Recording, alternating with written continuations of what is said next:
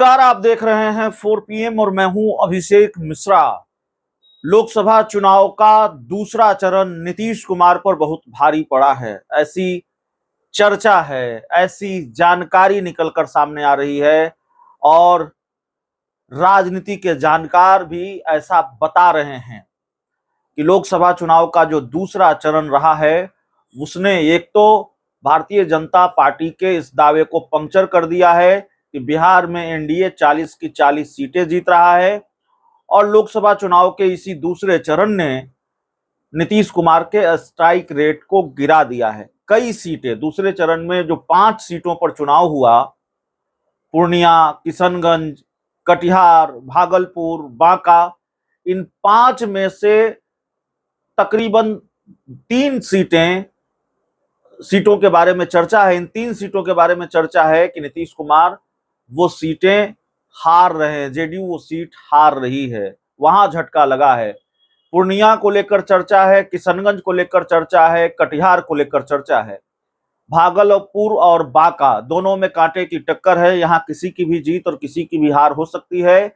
लेकिन कटिहार की बात कही जा रही है, कटिहार में कांग्रेस का पलड़ा भारी रहा है, पूर्णिया में पप्पू यादव का पलड़ा भारी है और किशनगंज में कांग्रेस का पलड़ा भारी है। तो नीतीश कुमार दूसरे चरण की 5 में से 3 सीटों पर या उनकी पार्टी जेडीयू पिछड़ती हुई दिखाई दी है और इसी का डर रहा है, इसी की चिंता रही है कि नीतीश कुमार ने आनन फानन में अपनी पार्टी की एक वर्चुअल मीटिंग बुलाई। उस वर्चुअल मीटिंग में इन 5 सीटों पर लोकसभा का जो चुनाव हुआ उसको लेकर फीडबैक लिया। बूथों तक मतदाता अगर नहीं पहुंच रहे हैं, वोट प्रतिशत नहीं बढ़ रहा है, कम वोट प्रतिशत है, तो उसको लेकर टिप्स दिए गए अपने कार्यकर्ताओं को, अपने नेताओं को नीतीश कुमार की तरफ से। और जो सबसे बड़ी जानकारी इस वक्त निकलकर सामने आ रही है, नीतीश कुमार तीसरे चरण को लेकर बहुत अलर्ट मोड में हैं। नीतीश कुमार अररिया में डेरा डालने माफ कीजिएगा, मधेपुरा में डेरा डालने जा रहे हैं। देखिए, तीसरे चरण में 5 लोकसभा सीटों पर वोटिंग है। सुपौल, अररिया, मधेपुरा, खगड़िया और एक सीट और है जिसका नाम मैं भूल रहा हूं, वहां लोकसभा के चुनाव होने हैं। तो अररिया, खगड़िया, सुपौल, मधेपुरा और झंझारपुर, माफ कीजिएगा, इन 5 लोकसभा सीटों पर चुनाव होने हैं। 3 सीटों पर झंझारपुर, सुपौल और मधेपुरा में जेडीयू के कैंडिडेट हैं। तो ये तीसरे चरण में भी नीतीश कुमार के लिए बड़ी चुनौती है। तो नीतीश कुमार मधेपुरा में आज से डेरा डालेंगे और 3 दिनों तक वो मधेपुरा में रहेंगे और मधेपुरा से ही अलग अलग लोकसभा क्षेत्रों में चुनावी जनसभाओं को संबोधित करेंगे और अगले 3 दिनों तक नीतीश कुमार का ठिकाना मधेपुरा होगा। वो सीट जो नीतीश कुमार की सिटिंग सीट है, जहां से सांसद हैं दिनेश चंद्र यादव। तो ये बड़ी जानकारी निकलकर सामने आ रही है। पिछले कुछ घंटों में नीतीश कुमार की जो एक्टिविटी हो रही है, जेडीयू की तरफ से जिस तरह से मीटिंग की गई, कार्यकर्ताओं को टिप्स दिए गए, नीतीश कुमार मधेपुरा में डेरा जमाने वाले हैं या डेरा जमा दिया है, आज से ही उनको डेरा डालना है मधेपुरा में। तो फिर ये सारी चीजें इस बात का संकेत है कि दूसरे चरण ने चिंताएं बढ़ाई हैं। दूसरा चरण वाकई झटके वाला रहा है और अब कितना झटके वाला रहा है ये तो चुनाव का नतीजा बताएगा। 4 जून को जब चुनाव के नतीजे आएंगे तब पता चलेगा दूसरे चरण में नीतीश कुमार को कितना झटका लगा है, पहले चरण में बीजेपी को कितना झटका लगा है।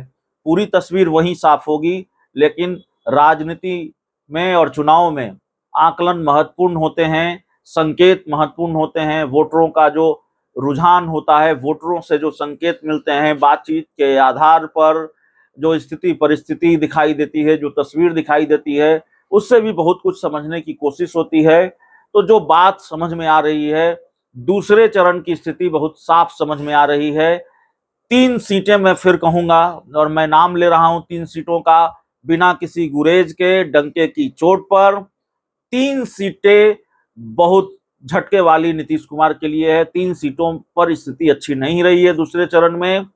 किशनगंज की सीट, कटिहार की सीट और मधेपुरा, माफ कीजिएगा, पूर्णिया की सीट। पूर्णिया में पप्पू यादव बढ़त बनाए हुए हैं। पूर्णिया में पप्पू यादव सब पर भारी पड़े हैं, बीमा भारती पर भी और संतोष कुशवाहा पर भी। कटिहार में तारिक अनवर कांग्रेस के उम्मीदवार भारी पड़ गए हैं जेडीयू उम्मीदवार पर, और किशनगंज में कांग्रेस भारी पड़ी है। हालांकि किशनगंज में त्रिकोणीय लड़ाई है, वहां एआईएमआईएम के भी उम्मीदवार हैं। तो कुल मिलाकर ये स्थिति और परिस्थिति है कि जेडीयू को नुकसान होता हुआ दिखा है दूसरे चरण में। पहले चरण में भी स्थिति बहुत अच्छी नहीं रही है एनडीए के लिए, लेकिन दूसरे चरण के मुकाबले थोड़ी स्थिति ठीक ठाक रही है। पहले चरण में जिन 4 लोकसभा सीटों पर चुनाव हुए, नवादा, औरंगाबाद, गया और जमुई, तो इसमें औरंगाबाद और गया इन 2 सीटों के बारे में कहा जा रहा है कि 2 सीटें बहुत मुश्किल हैं एनडीए के लिए, और 2 सीटें जो हैं वो बहुत 2 सीटों पर नुकसान होता हुआ दिख रहा है। कांटे की लड़ाई रही है। अब इस कांटे की लड़ाई में जो जीत जाए, एनडीए जीत जाए, इंडिया जीत जाए, गया में जीतन राम मांझी जीतेंगे कि कुमार सर्वजीत जीत जाए, या फिर औरंगाबाद में अभय कुशवाहा जीतेंगे, या औरंगाबाद में सुशील कुमार जीतेंगे। लेकिन बढ़त इंडिया गठबंधन की रही है इन 2 लोकसभा सीटों पर। तो उधर 2 लोकसभा सीटों पर इंडिया गठबंधन की बढ़त, इधर 3 लोकसभा सीटों पर इंडिया गठबंधन की बढ़त। तो 9 में से 5 जो है अभी इंडिया गठबंधन के पाले में सीटें जाती हुई दिख रही हैं। ये आकलन है, जाती हुई दिख रही है का मतलब अभी रिजल्ट नहीं आ गया है, आकलन है जो स्थिति और परिस्थिति निकलकर सामने आ रही है।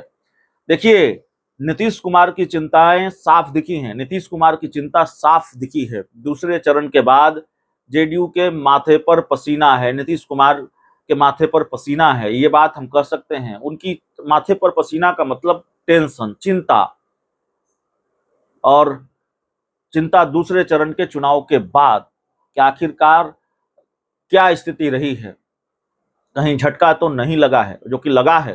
जो बात सामने आ रही है, मतदाताओं का जो बूथों तक पहुंचने का सिलसिला है वो भी कम रहा है, कम वोटिंग प्रतिशत भी चिंता में डाल रखा है नीतीश कुमार को, एनडीए को, कि आखिरकार वोटरों में इतना उत्साह क्यों नहीं है। अब उसके अलग अलग कारण हो सकते हैं। ये कह देना ठीक नहीं होगा कि वोटिंग प्रतिशत कम है तो भारतीय जनता पार्टी के लिए झटका है, जेडीयू के लिए झटका है, लेकिन आम तौर पर यह ट्रेंड रहा है कि अगर वोटरों में उत्साह नहीं है तो फिर जिस पार्टी के बारे में कहा जाता है कि तथाकथित लहर है, हवा है, और जो पार्टी दावा कर रही है कि 400 पार, तो 400 पार का दावा करने वाली पार्टी बीजेपी दावा कर रही है, दूसरी तरफ वोटरों में उदासीनता है, वोटरों में उत्साह नहीं है, तो जाहिर तौर पर झटका उसी के लिए माना जाएगा। तो ये स्थिति और परिस्थिति है। नीतीश कुमार मधेपुरा में कैंप करने जा रहे हैं, और क्यों कैंप करने जा रहे हैं ये बताने की जरूरत नहीं है। नीतीश कुमार ये सुनिश्चित करना चाहते हैं तीसरे चरण में कोई झटका न लगे। बहुत बहुत धन्यवाद।